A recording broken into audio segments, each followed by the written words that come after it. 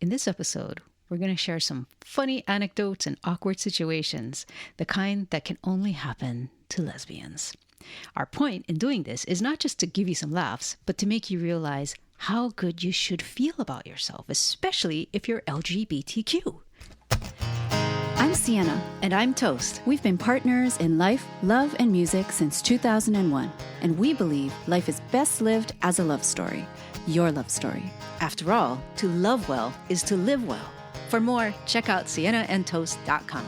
But for now, here's this episode. Hey, everyone.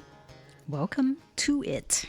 Thanks so much for joining us today, and a big mahalo for all of you who were brave to listen to the previous podcast episode, which was titled, Let's Talk About Sex.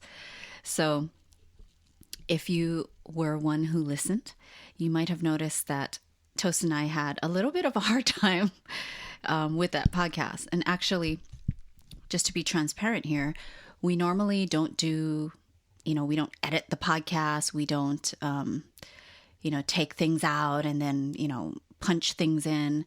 But for this podcast, and I don't listen to the podcast. Once we record it, we put it out there. I don't go back and listen. But for this one, I said, okay, I better listen to this podcast because I wanted to make sure, I don't know. I was so uncomfortable doing it. I wanted to hear how we actually sounded in the podcast. Yeah. And what information did we actually share? But through listening to it, I have to say that several times I was on the fence, like, no, I don't think we should put this out. And for sure, there were portions that I knew we would need to take out.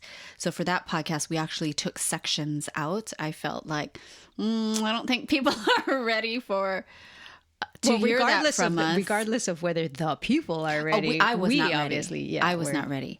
But I also didn't want to slam people with, here, we're talking about sex and we're going all the way there. Right. You know what I So mean? to speak. Let's be kind and Yeah. Yeah. So our intention is to do a part 2 for Let's Talk About Sex, because I actually do want to talk about the things that we edited out. Mm-hmm. So that's our intention. But you need to give us some time. Yes. But anyways, so That's thank you. not this episode. It is not this episode, but thank you for listening. And I can't tell you how many people that are our friends and family who actually let us know we didn't go off the off ramp. Mm-hmm. We didn't take the off ramp. We stayed on and we listened. So they're brave. They're really brave. Well, and I appreciate the affirmative feedback. Oh my God. I have to tell them. I appreciate that. Yeah, I do too. Yeah. I have to tell you guys that, or tell you, not guys, but I have to tell you that my mom texted me and said, "Oh, I finally listened to the podcast." And which episode is her first episode of the Sienna and Toast podcast show? Let's Talk About Sex. Thanks, Mom. Even though we've been doing it since started the podcast in 2007, which one episode did she listen to first? This kind of reminds me of we had friends who were very late to getting into Game of Thrones. And it just so happens that the first episode they watched was the one where the dragon came down onto the White Walkers and crashed into the lake. And it was a really, really strange, weird episode with all of the supernatural stuff happening. That was like in the last season, right? Was it? I can't remember. It was the second to the last season, the last episode or something. I think it was a finale of the second to the last season. Yeah.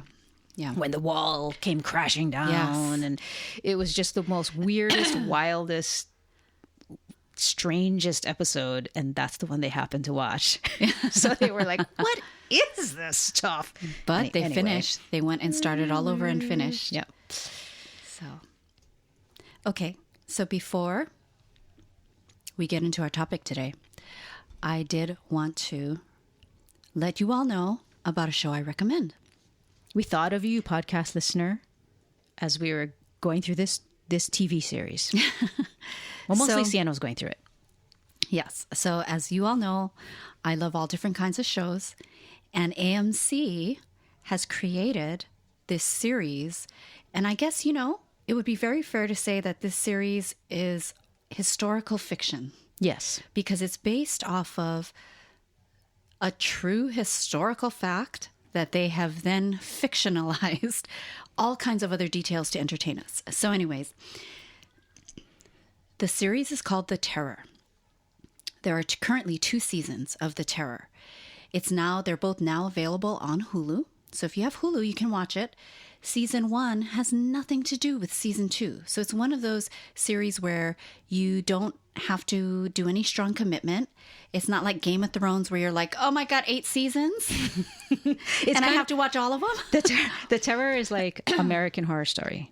Yes. Right? Mm-hmm. But it's not an ensemble cast. Like the cast changes from season to season. Yes. What ties it all together, though, is that it's based on an Asian culture, or the story centers on an Asian culture, combined with that Asian culture's scary story heritage. Yeah, basically. Yeah. So it's very cool.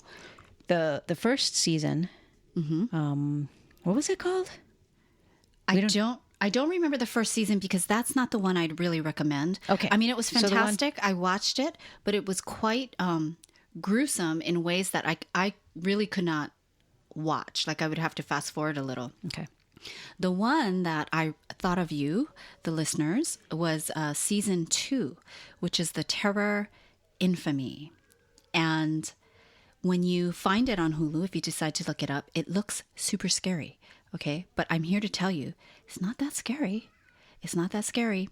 But what made me truly hooked into it all is that what this one's about is a Japanese American family that is being haunted. And as a result, all these bizarre deaths of family members, of friends start happening, which makes them go down the rabbit hole of this very secret thing that happened in the past. So that has to get unearthed in order for true healing to begin. And so really, the show is about all these relationships and families and about forgiveness, as well as the sacrifice that family makes for us, the people who have come before, and honoring of these family members. So that's what's going to make. So if you are just a pure lover of horror, this is not it. Yeah, this is more like a family drama. Well, with a ghosty horror element to it. Yeah, right. A ghosty little essence there. Yeah, yeah. But it was so good, and what I really loved about it is that you find out later that a lot of the actors in season 2 actually had family members that were part of the internment camps during World War II. Yeah, that experienced the historical events depicted. Yes, because I forgot to mention of the ghosty part. Yes, I forgot to mention that season 2 takes place during World War II, and it talks about like you see the experience of this family having to be moved out from their home. And they have to go to an internment camp. So the racism and all that stuff. It was so good. And it made me truly appreciate my Japanese heritage, which I was kind of surprised at because I feel like I identify more with my Filipino heritage. And I've seen other Japanese things before, but nothing really quite, has moved me like this series. So I feel very grateful for that. Isn't it so validating and affirming in a way that reaches down into your heart? Yes. In a way that words can't, right? That's the power of art, visual arts, in this case, TV, right? Music, theater, art that reflects you and that says to your soul, it says, I see you. That is so powerful. And I think that's what moves me about just you know what? Honestly, just hearing that, oh, there's this TV show and the main characters, not the side salad characters, the main characters, right? It's not the sidekick. It's not the goofy math whiz or whatever. The main characters they're Asian Americans. I'm like, what? I gotta see this because you're that's why Crazy Rich Asians was so popular, right? It was such a big deal. Yeah, made such an impact. Yeah. You know, now I'm thinking about The Terror again. Because of that. Yes, what? Season 2. And I'm remembering some parts of it. So some parts might get really silly in terms of like the horror part, especially if you are really seasoned as a horror movie. Or if you're sophisticated horror Yes, movie. it's going to seem silly. But watch it for the relationships and for the various levels of forgiveness that can happen. I think that it's definitely worth it. And especially if you are Asian American, watch it. You will probably have some things that will, lead to some greater healing, possibly. Cool. Yeah. Yeah. So I thought that was neat. And also, I have to say, it kind of inspired me to want to learn how to cook more Japanese dishes. Cook for me. So I made miso soup for us after that. You did, and that was great. Like miso from scratch, Yeah. Not from just a powdered, not from the dry powdered packet. mix. Right. More than just add water. Yes. Anyways, yeah, so The Terror, that was a trip. And Terror season 2, Infamy. okay. And I said, it actually relates to our main topic. Oh, yeah, that's right. And the way it relates is because of that issue of being validated, being affirmed. Oh, yeah. Yes, very true. Being seen, being included in society. Right? You are included. We see you. So, okay, this episode. Yes, actually, I'm sorry. Yes, okay, yeah. Interrupt me. You know what? Because that's so true. Yeah. What you said. What you said is so true because as I'm thinking about the show, how the Japanese Americans were treated.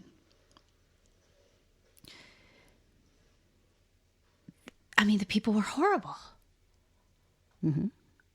and cruel and just ignorant, and that's exactly similar to how some people see the LGBTQ community. Yeah, I think so true, much of it is born of ignorance, right? The phobia that happens if any kind of phobia, homophobia included.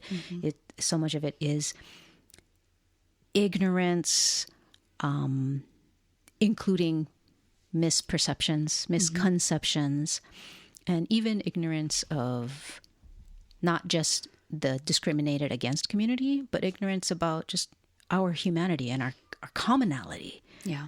Like, I mean, that I feel really grateful that the school I went to had so many lesbians as fellow students. Yes. Yeah, that's pretty amazing, especially because you went to an all-girls Catholic school. But jeez, what? You sound so delighted by that. like that would be your Disneyland. But what about nuns? Did you know at the time if some nuns were lesbians too, or do you know? Did you suspect in retrospect? Like, totally I think suspected, but you never got any of it confirmed. Yeah, but yeah, there were definitely a few of the sisters and nuns that gaydar was going off. Oh yeah, yeah. And even how they treat you, like it's almost like they know, like they've made a different choice. Yeah, they see you, they know you're gay. Wow, and they're seeing you make maybe a choice that they did not feel was available to them. Right, and they almost. Wow. I feel like some of them took me under their wing, not in a weirdo way. Not in a way that just in an elder way. inappropriate. Like you're the mentor and the elder and then of course we also had the PE teacher who was gay. We had the PE teacher that was gay, but I was in a public school. Yeah. So the PE teacher was gay, and she too was like, you know, really wanting to be an example of that gay is okay, That's so awesome. but being sort of having her hands tied by the Catholicism. Well, sort of, yeah. You know, so she couldn't say things, you know, like, but she was she nurtured and was very accepting of the gay students. Amazing. And you could just, it was just the way, it was energy, right? It was how you could feel the energy of this person being for you. Yeah, like I see you. Yeah, like I'm you. for you. I'm rooting for you. Yes. Yes. Yeah. And even though we're all here not saying anything, I'm okay. I'm an adult lesbian, and I'm okay. I made it through. Right. Here I am, and you'll make it through. I see. You know what I mean? I see. So no matter what you're going through right now, and they can kind of see, it's like, you know, any school. So like if there was a girl having trouble with her girlfriend, I mean, you know, then they're fighting. And I mean, you weren't blind to it. Wow. You know, What a trip. I mean, that's very foreign to me. I grew up going to a public school. I did not even know what the word gay meant. I thought it meant happy. That's all. Right? Until I don't know how old I was. But anyway, okay. Aww. We still didn't get to the main topic of our funny stories. That must have been so hard. That must have been so hard for you. It wasn't a walk in the park. But, you know, But I learned a lot. That must have been so hard for you, because here you are growing up and you have various stages of your, you know, your development and growth. And so different feelings come with that. And how do you process all of that when there's absolutely no talk of it, no example, no one you know? That's a whole nother And episode. then your okay? God, at the time, your God was against gays. I sure assumed that. But anyway, again, that's a whole nother episode. We have to get to our funny stories, which of course relates. So, Sienna. Well, they're not stories. Okay, anyways. They're anecdotes.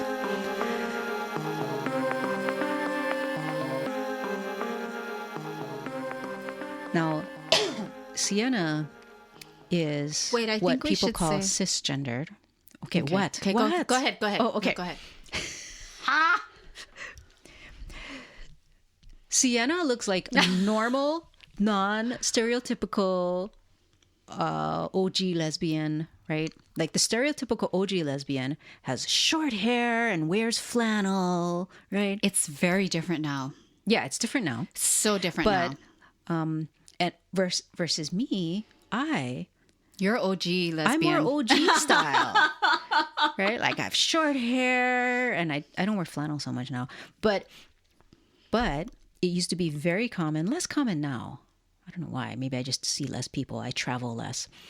People used to always think I was a boy. Like I would show up at the checkout counter at the airport, and they would call me son or sir, right? Mm-hmm. And it was always a funny, like awkward thing to decide in a split second, am I going to correct them or am I just going to ignore it? Right. And kind of try and lower my voice so that they don't feel embarrassed and just be like, thanks. And then, you know, that's it. I don't have to interact with them anymore. But did it make you feel always uncomfortable for yourself or just more for them?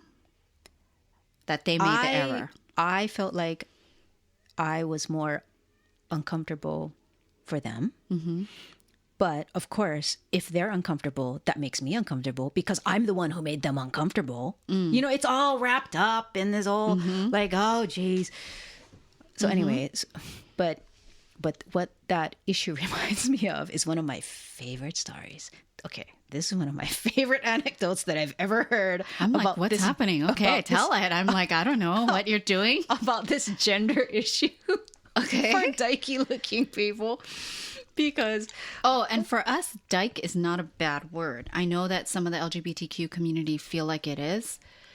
For us, we grew up with that word and it was empowering for us. So I just want to say that. Yeah. Okay. Of course, it depends how you use it, right? It does, but you know, everyone's sensitive these days. Okay. So you got to be careful. Well, we're in a safe space. We are. This episode is a safe space. So this anecdote took place in Hawaii, where pidgin English is used. And one time, one of our friends walked into a public bathroom. Our friend, by the way, is very dykey. Oh, okay. I know what you're talking about. Like, our friend is super dykey. We've told this story before. We have a long, like years and years and years and years But ago. it's a good one. It's the best. So our friend is super dykey. I mean, OG like dykey. super. Like she actually used to. She was an umpire for softball. Yes. Thank you for the word. I'm like, I don't know what that. I can see the person, but I don't know what they're called. But what did you say? Umpire for softball. Yes. But for the Olympics. Yeah. Yes. Okay. Like serious. Like, yeah, she's for real. Yes. Okay. So she looks the part. Yeah, she looks the part. Short hair, right? Stocky and just like freaking built like a tank, right? Built like a tank.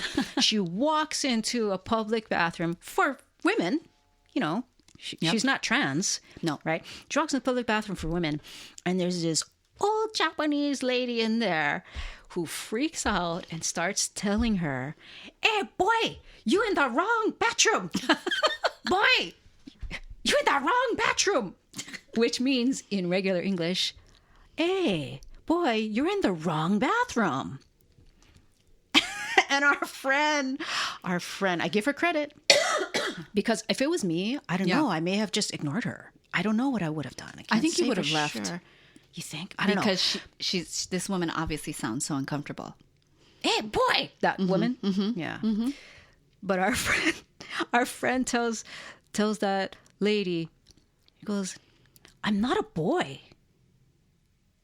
And this old lady says, "Oh, sorry, sir, you're in the wrong bathroom."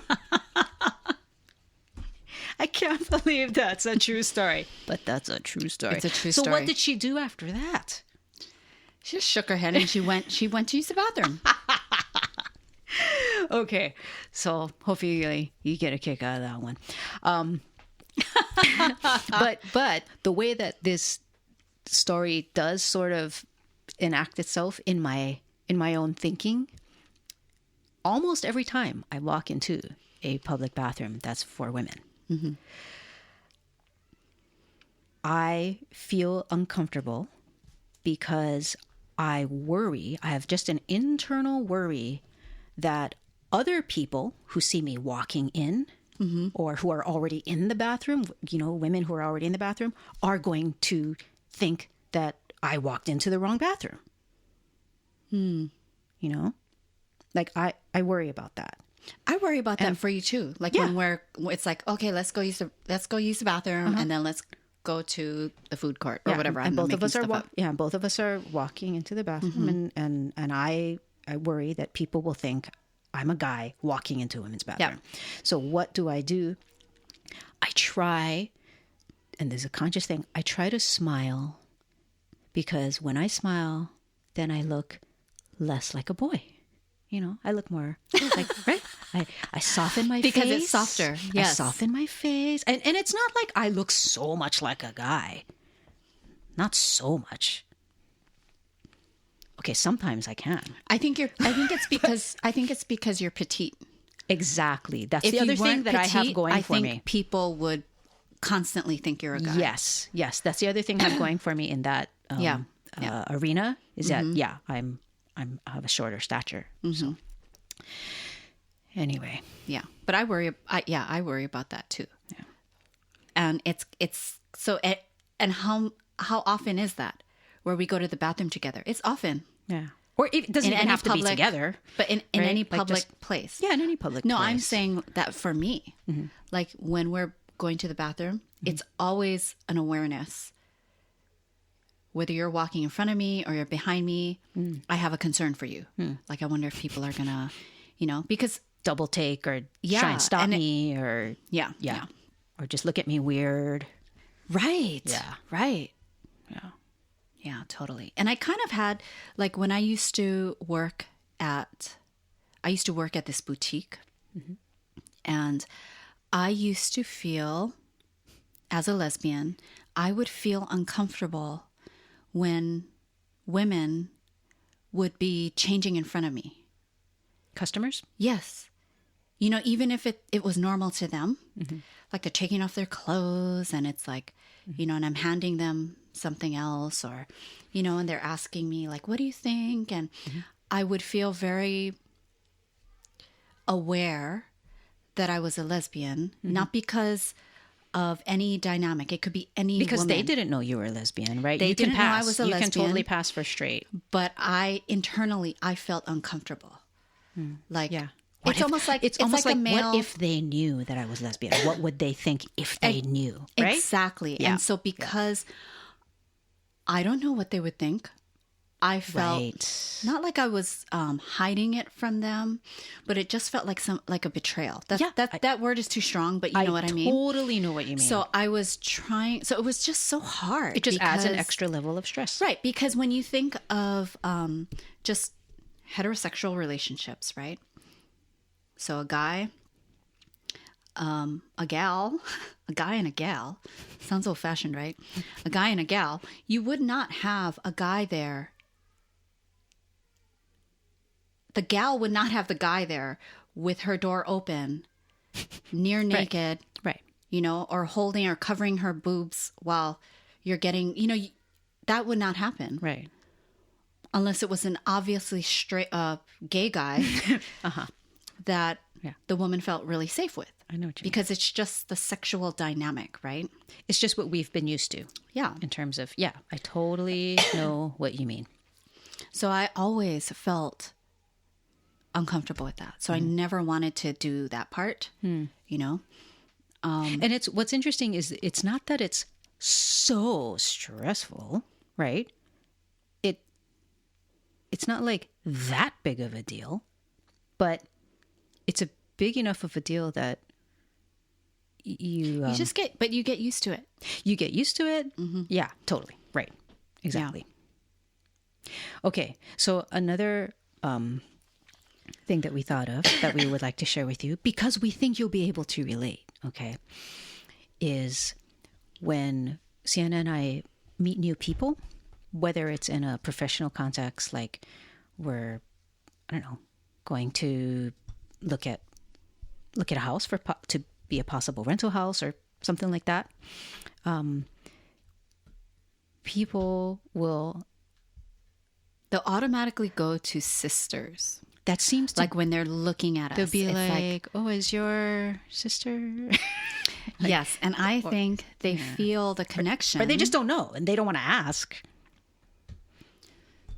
Right? Maybe. It's just kind of a like, what's going on here? There's kind of that what's going on here? Yeah, correct, there's kind of a question hovering in the air. It's like, who are you two people? Right? Versus if it was a guy and a gal, it'd be obvious who these people were. They're a couple. Yes. Yes. Right? But when it's when it's a lesbian couple, it's kind of like, you know what's so funny here? You know what's so funny? What's funny? I remember this one gig where Toast and we were performing, and then the gig was over, and there were a whole bunch of Japanese people, Japanese Americans, around us after the gig, and these women were saying, "Oh, this was so good, so good," and they were staring at us a little long, like, because they were trying to figure it out. I knew they were trying to figure it out, and they had asked if we were sisters. We said no. Oh my God. And then they said, "Oh, do you have a card? A business card?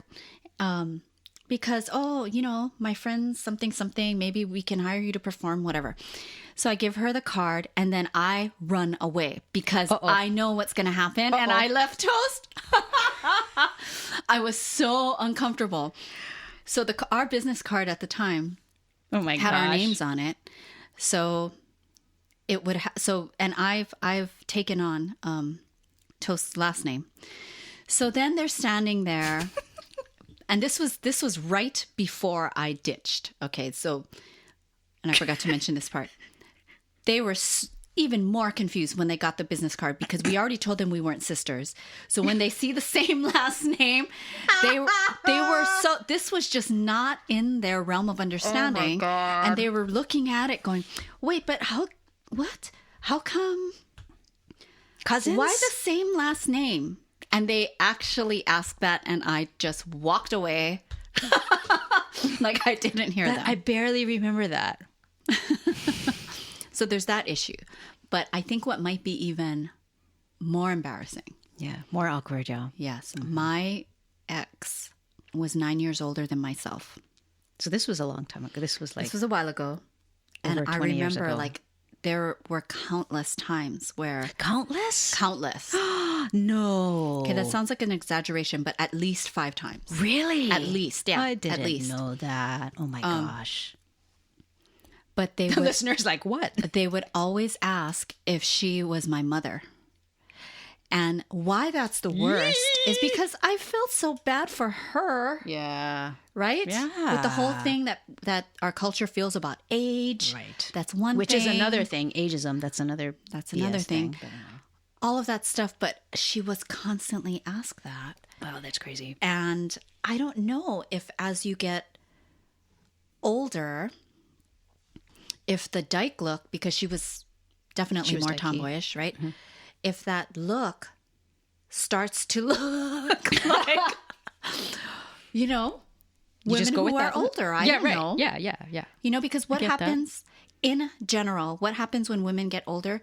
Well, in general, your hair starts to thin. All kinds of things happen. Women tend to cut their hair really short when they're older. Shorter, So a lot of older women that you may know most likely have short hair. Mm-hmm.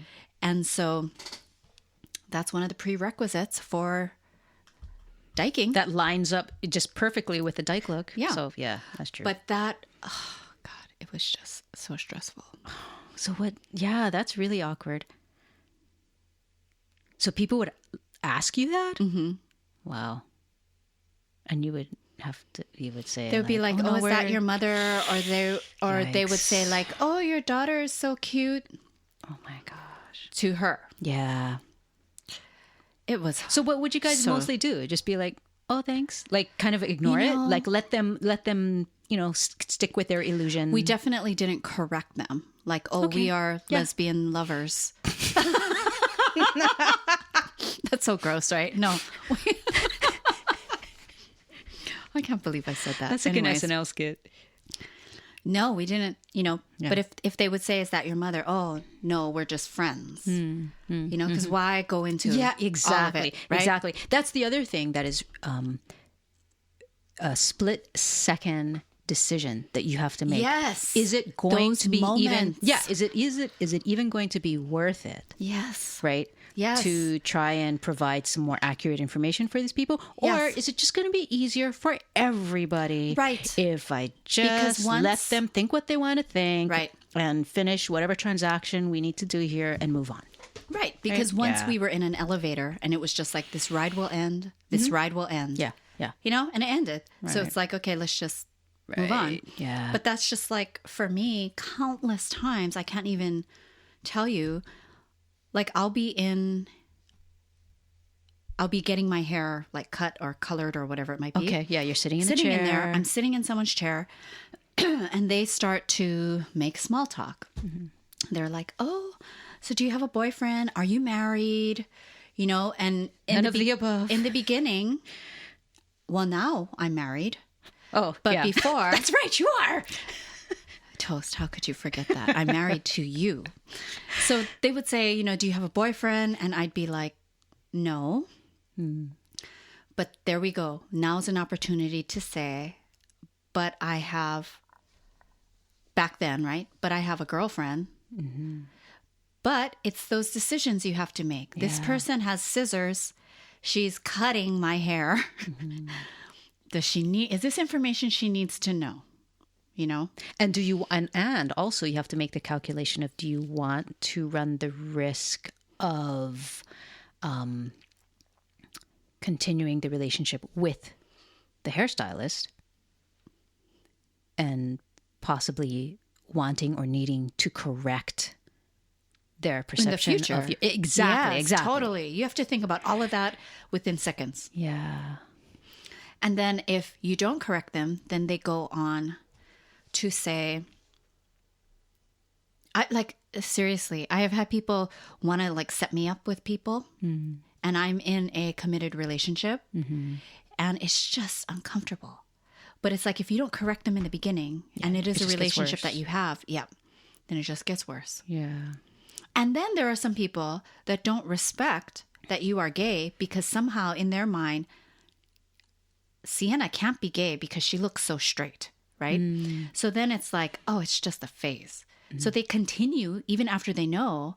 Like there was this one woman who was like, oh, I know someone you just have to meet. And I would be like, no, I'm happy. I'm in a great relationship. Well, just meet him and see. He's a doctor. Like just saying all these things like, Wow. like that's what I want. Like, how do you know what I want? You don't. Yeah. But it's like just so stereotypical. Like, here's a man who's a doctor. So obviously you'd want him. Of course. Even though I'm gay. He's a doctor, though. He's a doctor. Yeah, you'll want to hop the fence for this. Oh, my God. So it's just so weird, and it can be so uncomfortable. And I know we're going on and on about this, but I think probably the most uncomfortable thing of all of this, like being in a lesbian relationship, is we have known and met some people who just can't contain their sexual energy. And by that, just we mean the vibe. It's a vibe, and you definitely know it. Sometimes the hairs on the back of your neck will stand up, or on your arm or whatever, because it does not feel good. And it feels very violating. Yeah, it's more just how, like, otherwise known as creeps. It's kind of like... Right, just creeps. Or like pervy people. Yeah. Whatever that might be, So, and they've been all kinds of people. They've been, Yeah. guys, even some women, honestly. Yeah. Well, but this is an interesting one because I think this one is an experience that's not limited to lesbians. Totally couples, not. Right. Right. That's true. Because That's true. creepy people can be creepy to anybody. Right. But I do suspect that us being two Asian women,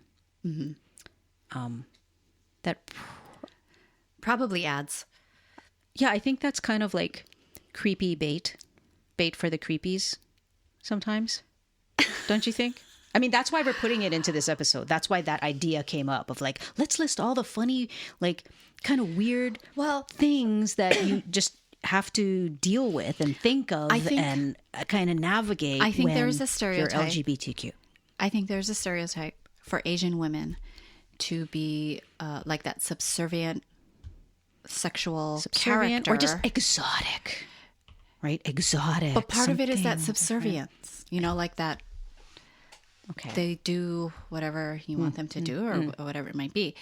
But they just want to please the man. Yes. And then two women together and just how that's portrayed, right? Yep. So right. I think all of that are ingredients, maybe not necessarily for pervs, but just people that like that kind of thing. And then, which is fine. You can like that kind of thing, but just some people can't just don't fantasize about it right in front of our face. Gosh. Some people are weird. Okay, anyway. Like that. We have met some characters out there. Yeah. And I'm sure other lesbian couples have too. Yeah. Yep. But, having said that, I do want to say that we've also met amazing people. That's right. I will use that. Amazing people. Yes, I have. Who have shown such respect and incredible support. Yes. In who we are as creative beings. Yes. And seeing us as creative beings. Yes. As human beings. I mean, we really have. So I'm grateful for that. Absolutely true. And that is the overwhelming, massive majority of people. For sure. So if you're one of those people, you are the rock stars. Thank you so much. Okay. So wrapping this up, right? Okay. So we wanted to share these funny stories because we wanted to hopefully let you know that, we get it. You're not alone. Like if you've had these things that you deal with and still continue to deal with on a daily basis, so many of these things, they're just internal experiences that we have to deal with in our own heads and figure out really quickly on the fly, split second. How do we deal with this? How do we navigate this? This is all apart and separate from the other more actual, very deep and real and protracted issues, such as dealing with family relationships, coming out, all the other things that last way beyond that fleeting few seconds of what do I do here? But we thought it was really valuable to share this because not only so that you know that, hey, you're not alone. We feel you. We're all in this together. Us in the LGBTQ community, we deal with this stuff, each in our own ways, right? Everybody on the spectrum deals with their own unique issues. But we also thought it was really worth pointing out that us in this community having to deal with these issues, you can't get away from them, but us having to deal with it really speaks to our resilience. It really shows how we can really be proud if we are being functioning, responsible, kind, decent, human beings who extend graciousness to others, right? Who try to show up and serve their fellow man and woman. You can be really proud because you are having to do that while dealing with all this. Yeah, while coping with all of this invisible stuff. That add up. And it's constant. It's constant. Yeah. So, handshake to you. High five. Congrats to you. We are all on this journey together. It's about progress, not perfection. That's right. If you'd like to stay in touch, you can join our email list and rate and review the podcast. We're going to put all those links. We'll even put a link to the blog post. We have a blog post associated with every single episode that we put out, and we put the link to that in the show notes as well. Oh, there's also a way to support the podcast now, which we'll also leave a link to as well. Yes. And we're getting ready to share with you some fun stuff surrounding Valentine's Day. So get ready for that. Just a little teaser. Okay. Well, if you get something out of this podcast, please, you can think of somebody to mention it to, spread the word. Go ahead and do it. All right. Until next time. This is Sienna. And this is Toast, inviting you to come and live your love story.